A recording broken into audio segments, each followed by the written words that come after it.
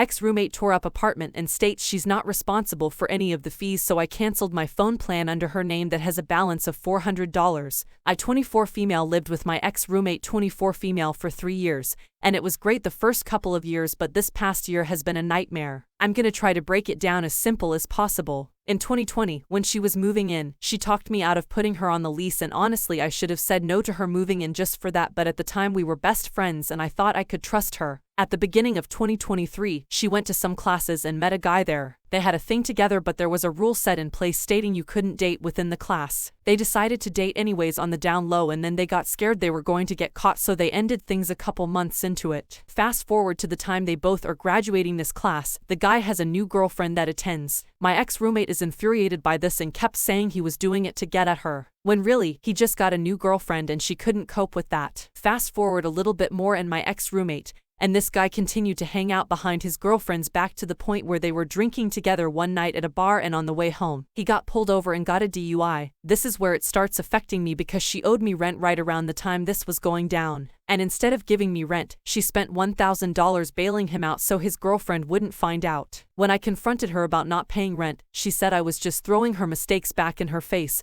and she never ended up paying me back for rent. Then she got in a wreck at some point and still owed quite a bit on her totaled car. She had gap insurance, but it was taking a while to go through. Instead of waiting, she decided to get into another car payment before the insurance company paid off her other car, so she was paying on both cars and still struggling to pay me rent. I said something about that and she complained about how she needs a car, and I suggested asking her dad to use his since her dad works from home and uses her mom's car most of the time anyways. She got really mad over this and flipped out about how I think she's privileged or whatever. At some point while we were arguing, she suggested moving out and I told her okay. The lease is up in a few months. We can revisit this then and see if anything has changed. She liked that, so we stayed until the end of the lease, and then we both decided this wasn't working and to go separate ways. She told me she found an apartment in the same complex. She also kept asking to get a dog this past year, and I kept saying no because I didn't think she could afford it, and I wasn't going to pay for her to get a dog to tear the place up more. A couple days before her move-out date, she posted on her Snapchat story that she got a dog and didn't even tell me that she had this giant pit bull in the middle of our tiny apartment when I went to move some more of my stuff out.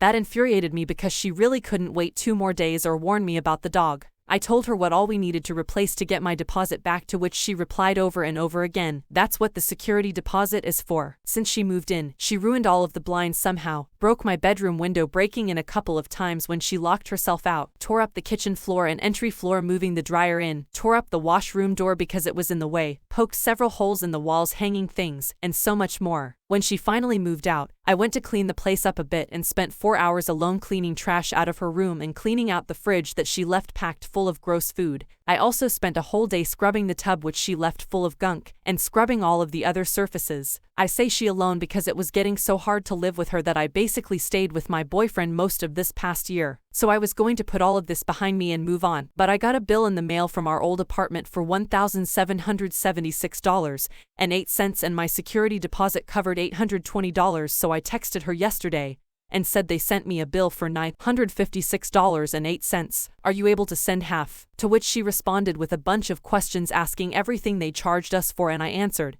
and sent pictures of the documents with receipts for everything. I knew in my gut she wasn't gonna pay anything, but she straight up said, "Okay, so looking at what all the deposit covered looks like damages and cleaning expenses other than the vinyl repair, which was $520.86. I don't feel like I am responsible for the utility fee or the carpet cleaning because that was on the lease as your responsibilities. You also told me you were going to get the carpets cleaned, so I will send half of the $520.86 for the vinyl replacement.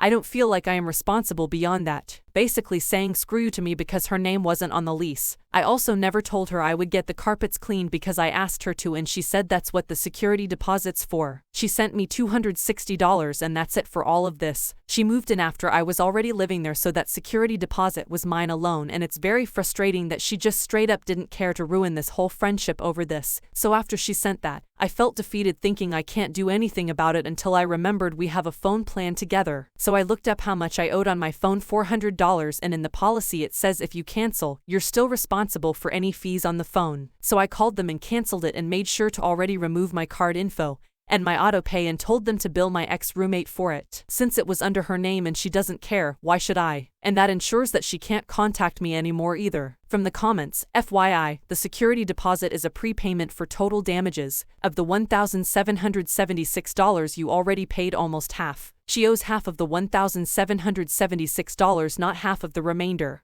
Yeah, I did tell her $1,776 was the total.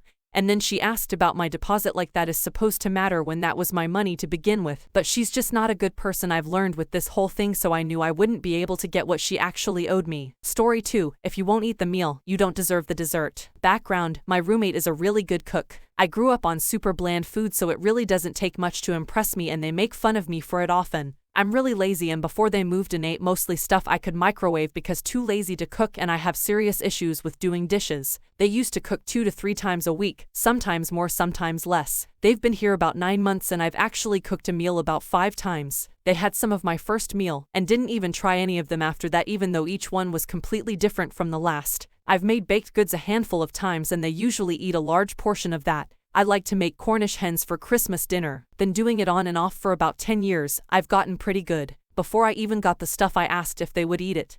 They said maybe they might not even be here for Christmas. Today, I told them to tell me if they were heading to being hungry in the afternoon so I could start earlier. They said they are always hungry, which is kinda true. Jerk is almost always eating. They should be big as a house but aren't. About halfway through cooking they came in for a snack and ate some chips. I said it's only about 20 more mins. Are you going to eat it? They got an attitude and said yes, and that they are definitely going to have some of the cobbler I had made earlier in the day. Literally 5 minutes before it's ready they come in and start toasting bread and butter. I'm like, dude, it's gonna be ready in 5 minutes. Do you plan on eating this? Because if not, I can invite another friend over. They got an even bigger attitude. All yes, I'm going to eat. Chill out. Murr. I'm like, alright. Everything gets done. I plate up my portion, knock on their door to let them know it's finished. I was already out of the kitchen but heard them plating up and then go back to their room. When I get done, I go back to the kitchen and this mother F had taken 1 Cornish hen leg, not enough green beans for me to notice any difference, and not enough roasted red potatoes for there to really be any difference in what I left either. I was pee. They took just enough so that they didn't lie about saying they were gonna eat it but didn't actually eat it. If they had just said they weren't going to eat from the beginning, I could have had someone else come and enjoy it with me because I know they have a history of not eating my cooking, only my baked goods. So, knowing they were going to come looking for the cobbler, I hide that shit. We have a beverage fridge in the garage. There aren't and haven't been any drinks in it in a few weeks and they don't really go out there now that it's cold, so I stuck the whole dish in there. Sure enough, about 30 to 45 minutes later, they come out to the kitchen. I hear them clean their plate, and then start opening stuff looking for the cobbler. They were all, man, is all the cobbler gone? I said, you didn't eat the meal, you don't deserve the dessert. They were expectedly saying that was ridiculous. I told them, if they had just said they weren't going to eat it so I could invite someone over, it wouldn't have been an issue. And they've been in their room throwing a fit since. I'll eat the cobbler and the leftovers for the next few days while I fully expect them to be a vindictive butt for at least 2 days, but it felt amazing taking that away from them when they couldn't be a decent human being for once. Edit to add, I forgot to mention that I asked what was wrong with the hen for them to not eat it. This bee had the audacity to say that it was just too hot. I've witnessed this asshat gobble piping hot food and wine because they burned themselves on multiple occasions. Edit, because it's obvious from several comments people think I'm just some boss man taking advantage of some poor girl. That's not the case. I'm a woman that owns the house. We're depends on the day, sometimes friends. He is a man that quit his job and then got kicked out of the place he was staying. I am a people pleaser and originally he lived here for absolutely nothing. Then, when a week or 2 turned into longer, we agreed to cooking and groceries, then much later to a little bit of money, all at his suggestion. It's my house, so I clean all of it except the dishes he creates, even the bathroom where he passes on the floor when he's drunk. I also drive him everywhere, because even though he has a car he has driving anxiety and I don't mind.